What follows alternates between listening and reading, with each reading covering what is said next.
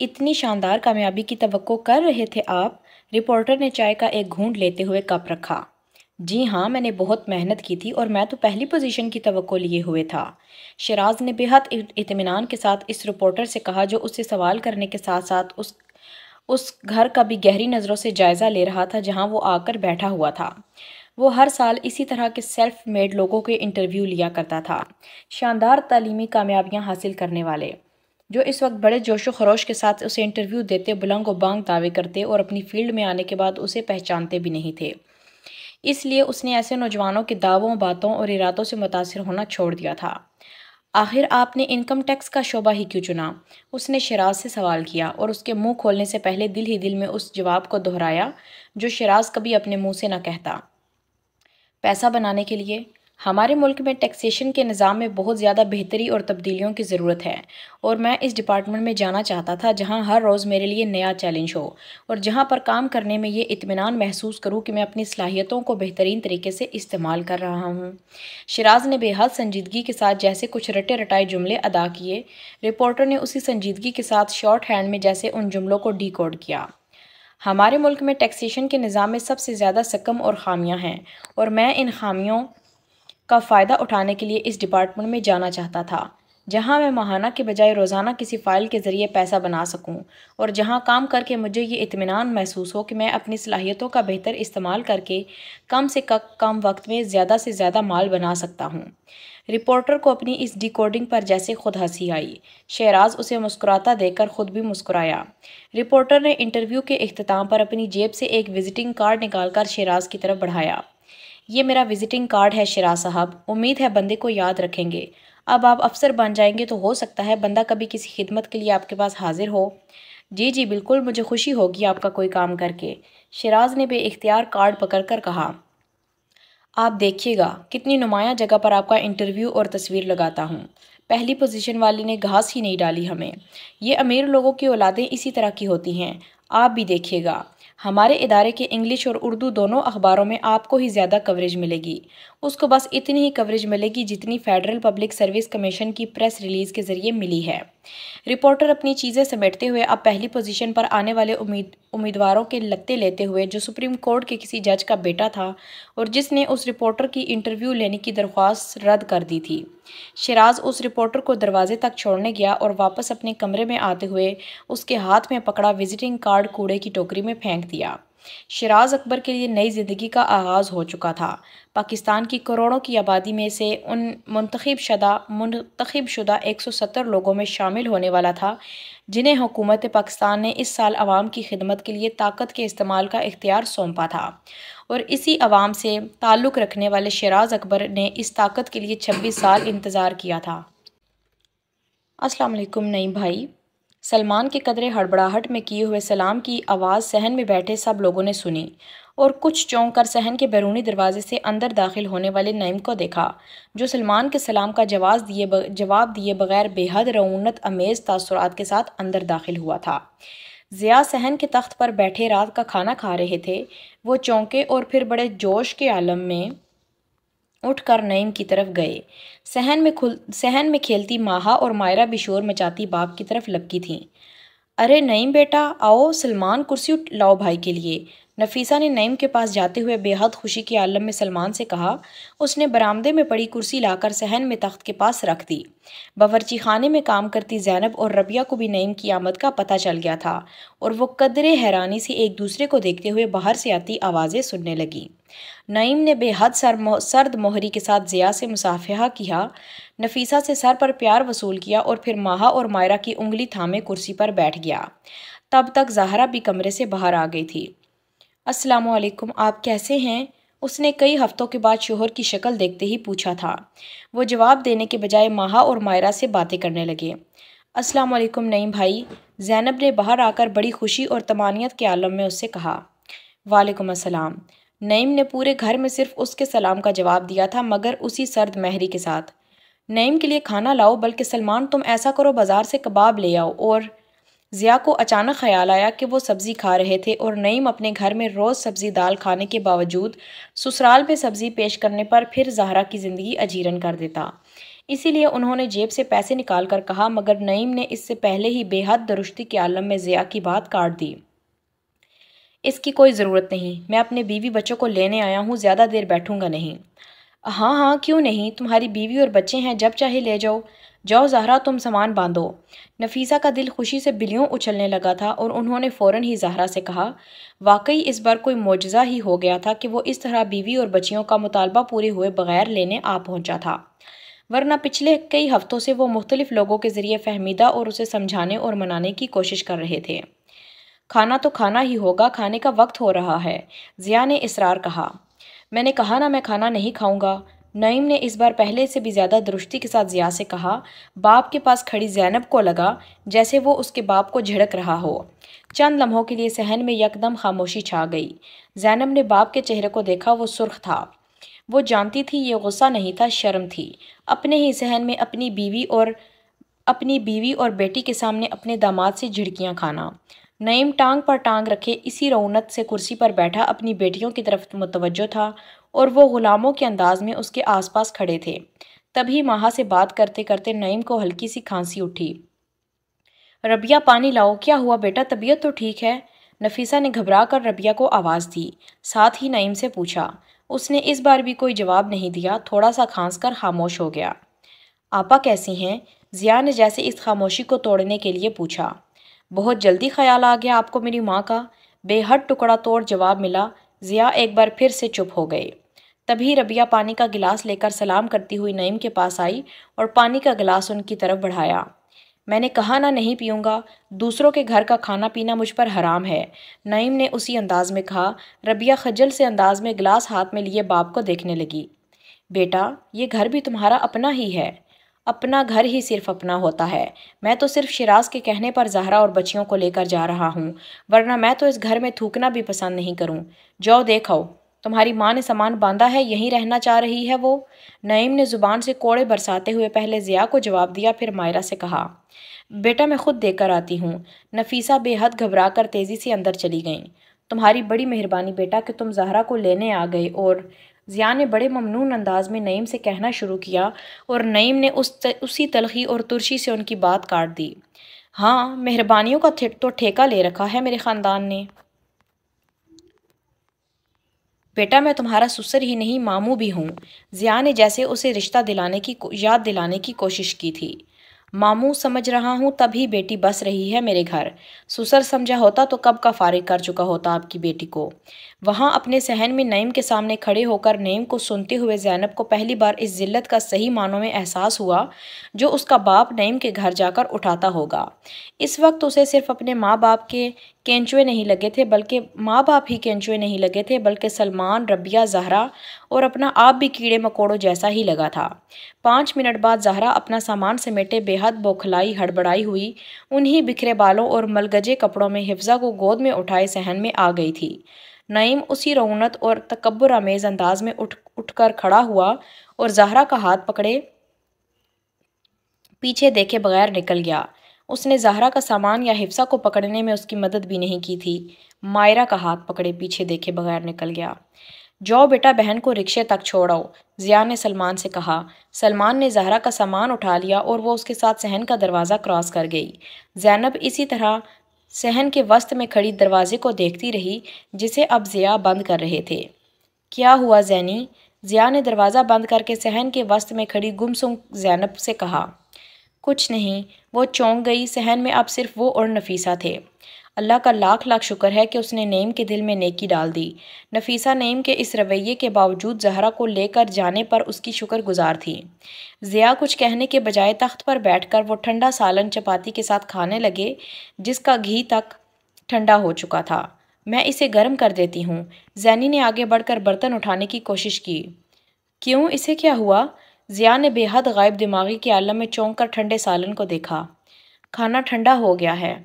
کوئی بات نہیں زینی، بس چند لقمے ہی تو رہ گئے ہیں، جاؤ بیٹا تم اپنا کام کرو۔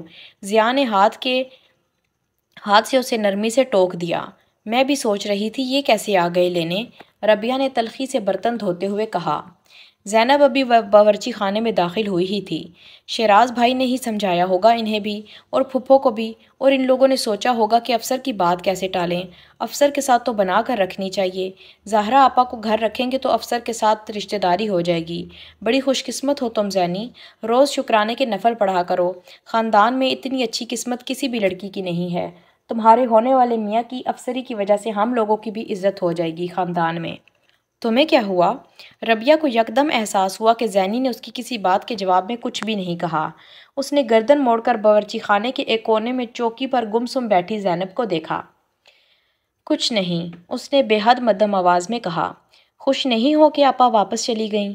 آج کمرے میں ہم اپنے اپنے بستر میں آرام سے سوئیں گی۔ خوش؟ پتہ نہیں۔ زینی اپنا ناخن کاٹ رہی تھی، وہ بے حد الجھی ہوئی نظر آ رہی تھی۔ پریشان کیوں ہو؟ ربیہ کو تشویش ہوئی۔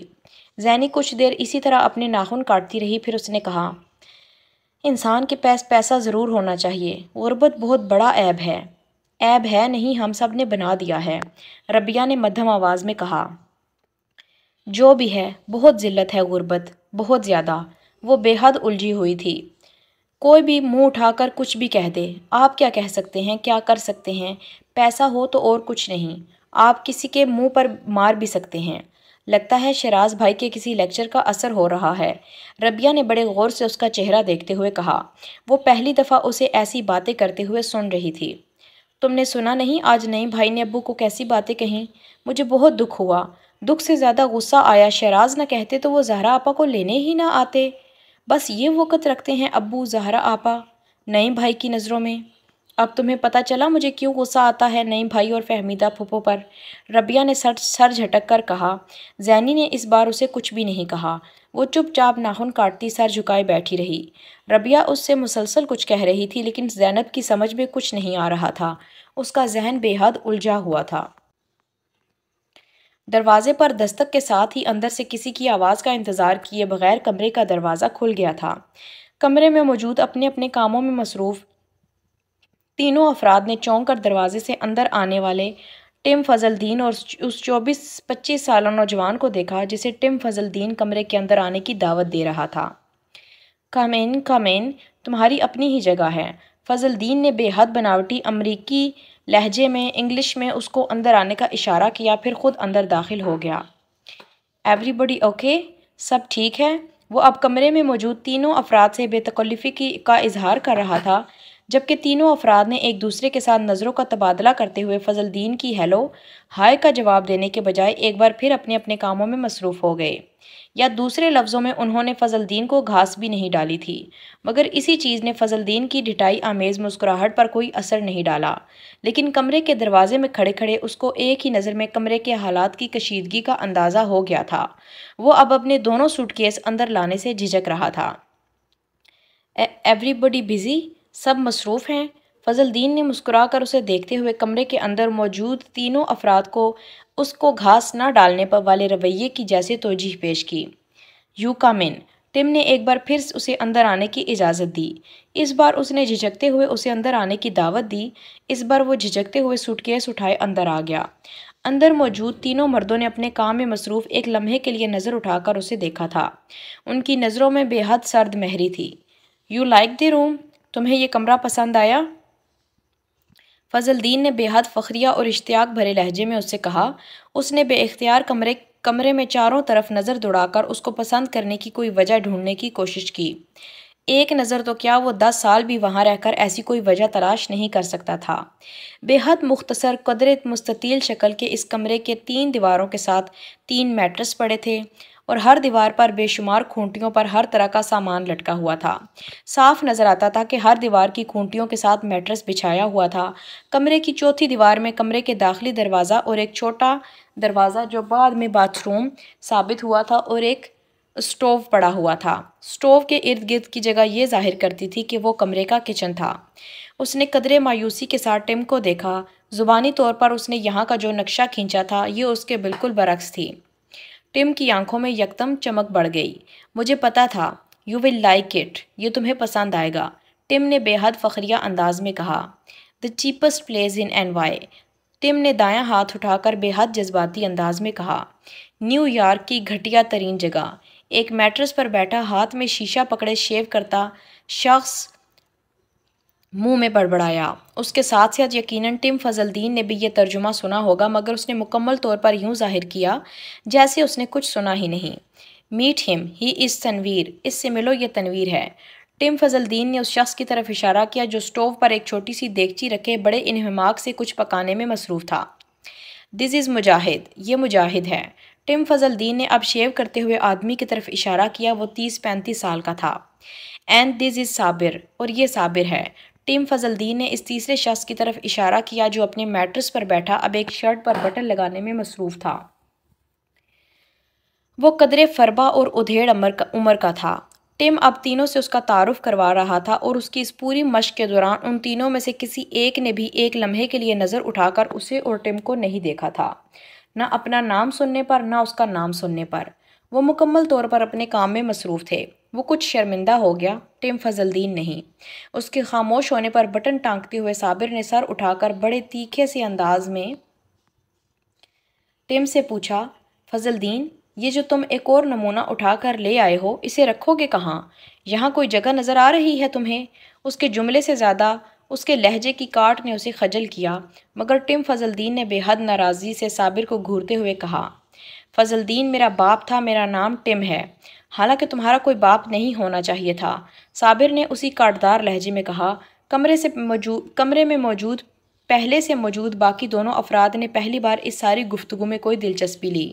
اس کا خیال تھا ٹم اب آگ بگولا ہو جائے گا، آخر وہ مالک مکان تھا، یہ پراپرٹی اس کی ملکیت تھی اور صابر اس کا کرایہ دار تھا، مگر ایسا نہیں ہوا تھا۔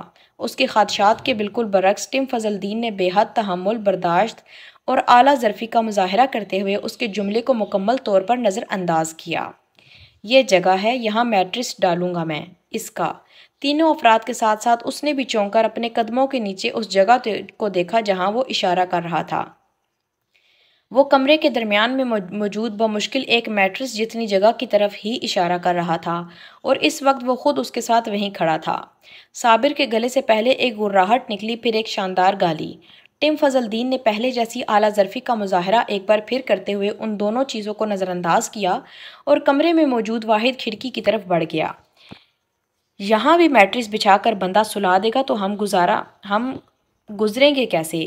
اس کے اوپر سے کود کر جایا کریں گے کیا ایک دوسرے کے پاس؟ تیری صرف شکل ہی نہیں، کرتوت بھی دوزخیوں والے ہیں فضل الدین۔